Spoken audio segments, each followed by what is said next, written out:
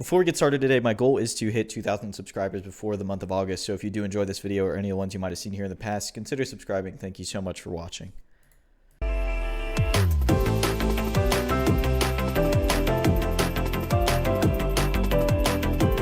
If you've been keeping up with the uploads here, you probably noticed that I'm trying to learn Ramlethal, and I made a few videos about her already. But this video today, I want to take a look at some of the replays of the Japanese players.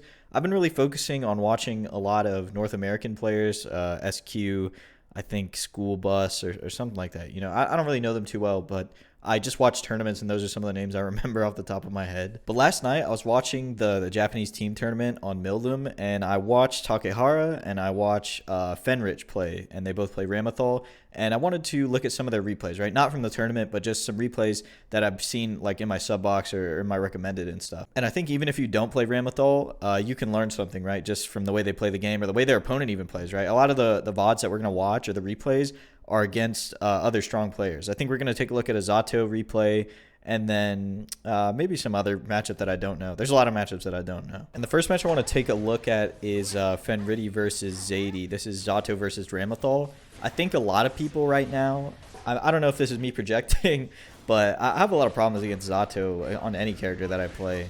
I don't really understand everything that he does quite yet. And when I feel like I'm understanding it, they pull out some other crazy shit that I just don't know how to counter at all. See their movement? I don't know if it's the matchup. Like maybe this matchup is like that, but it seems a little slower than some of the games that I play. Also, that could be I'm playing at a much lower level, so people are like jumping around, dashing, doing all kinds of crazy stuff. I want to implement this a lot more too. Right there, this RC drift, red RC drift. I think it makes hitting combos a lot easier. Even if the combo doesn't require it, I think sometimes the positional advantage that it gives you makes hitting certain things a lot easier. Like if you do Ram's punch DP, that Dauro that you just saw, and then you RC drift, like red Roman cancel RC drift, it makes it a little bit easier to hit the 5k afterwards, it feels like. If you get the knock up off the Dauro. You see that jump slash? If you watch the previous video where I had the coaching session with Broly, Ram's jump slash is a really good neutral tool, and we're seeing a lot of it here. We were seeing a lot of it until Zato took 60% of man's health. Oh man. Why did I kind of want to see something real quick. So you see he hits the Eddy. And then he gets the counter hit. I guess he killed the Eddy there with the slash and then the Dauro. This is another situation that I get put in a lot too. Right here. So I'm mid-screen, but I've thrown the sword because I know I'm far enough in the corner where to hit. And then I usually dash up because they get hit by the explosion. But if they don't get hit by the explosion, I kind of am just sitting there. Like I kind of just get hit while I'm running up. So I think the idea is canceling my dash into close slash. So then I have like a little bit of space or something. Like I can't be hit. They're gonna get counter hit basically. The thing about you saw the YRZ from Zato right there. The thing about the YRC is that if you YRC Ram's heavy sword set, the low one, and it like falls behind you, she can't grab it. She has to wait for it to come back, which is very interesting. I think it makes it very powerful. If you're getting pressured in the corner, one of your best options is to YRC. To me, I don't see this very much. I've been using this myself. But you'll see after the air throw, you'll see he runs up, collects the sword, does close slash, 6 heavy slash, and then cancels into sword set. Does 2k to get the counter hit if they do press in anywhere in that string, and then runs up and does it again. And the interesting part is that this is a very powerful string, because if they press and they get hit by that 6 heavy slash, they're getting torn up, right? It's a 6 heavy slash. It does a lot of damage. You'll see here when he does it again, though, the sword is still loading in. He just picked it up, so he gets the close, the 6 heavy slash without the sword, but it still works. I think it's a very interesting block string. She has a lot of block strings like that in the corner. If you don't know how to deal with them, you're going to get stuck. You're going to get stuck in the corner. It's going to feel like you're in an infinite. the best way to get out usually in those kind of situations is like FD or YRC, like we talked about.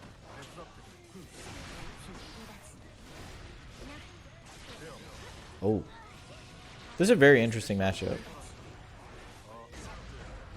There's the this is the jump slash, but see how it countered after this jump slash. What I like to do and what I've been taught is you see the counter, then you do air dash, dust, and you're in, right? You're in, and if you're in the corner, you can get more. You might be able to get more just, you know, off of the dust conversion, but it's a good way to get in is slash air dash dust, because her dust, it like sort of holds him in the air. You have to see it. It's like a weird claw move thing. He just did it right there, but he canceled it. Or he's too low to the ground, it got canceled.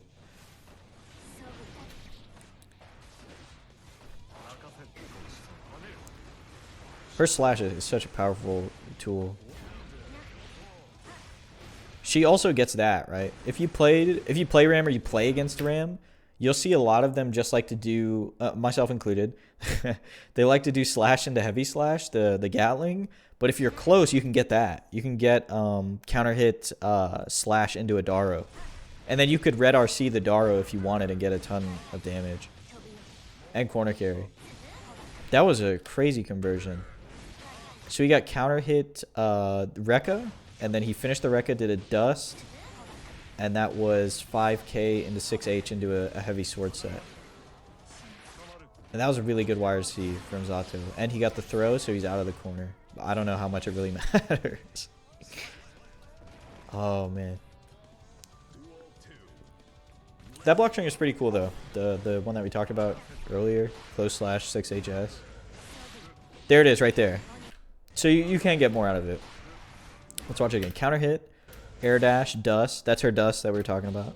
5k into a 6 heavy slash into a heavy sword set.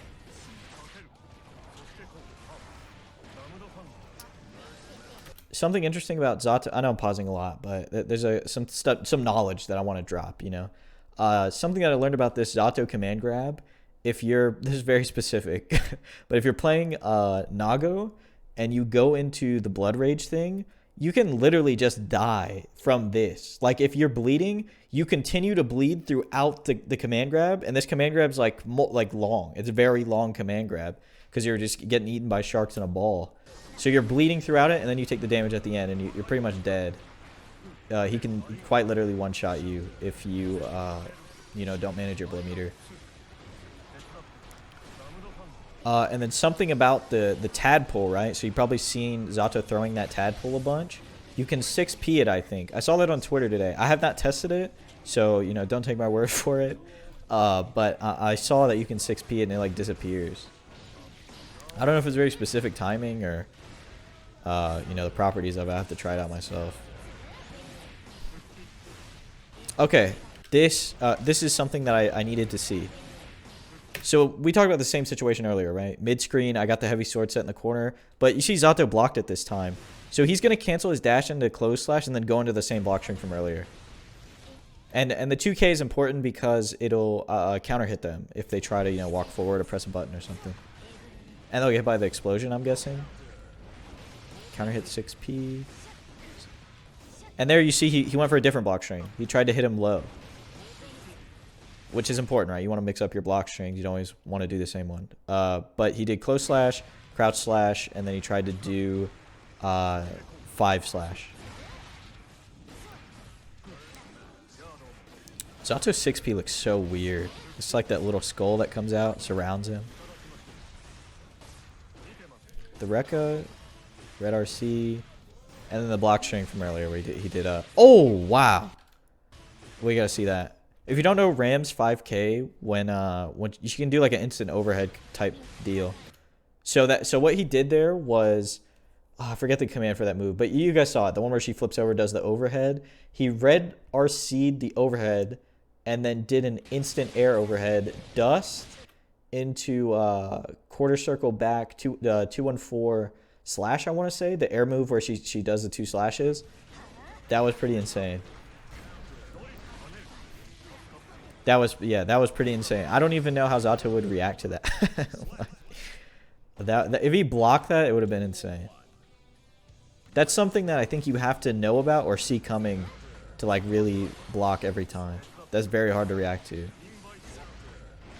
Oh, big counter hit conversion. Wow. Look at the corner carry on that. It kills Eddie. Air dash, slash, gets the counter hit. 6 heavy slash, and then heavy sword set. Which would have been really good if Zato just didn't. I think if he was a little closer to the left corner when he threw that sword, it would have been great.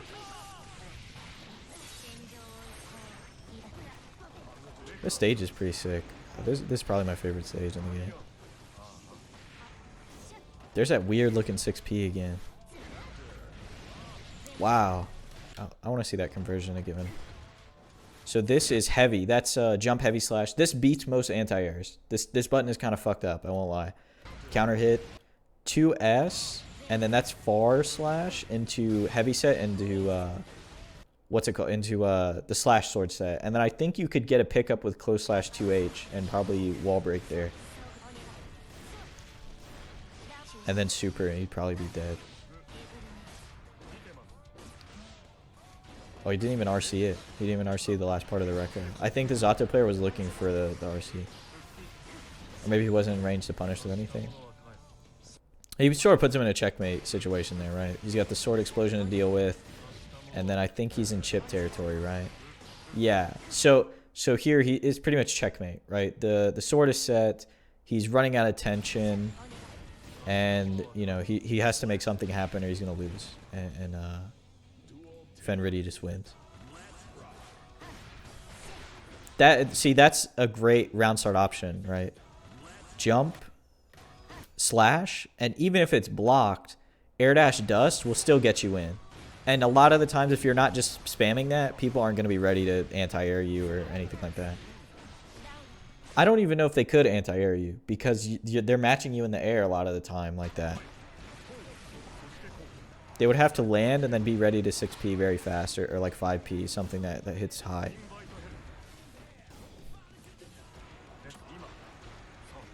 Whiffing Ram's stand slash is very dangerous from any range because it's very active.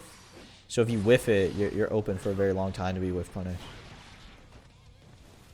Very dangerous. If you don't feel like you're in range, or if you feel like you don't know the range of her stand slash, her 5S, you should probably learn that, like, quick.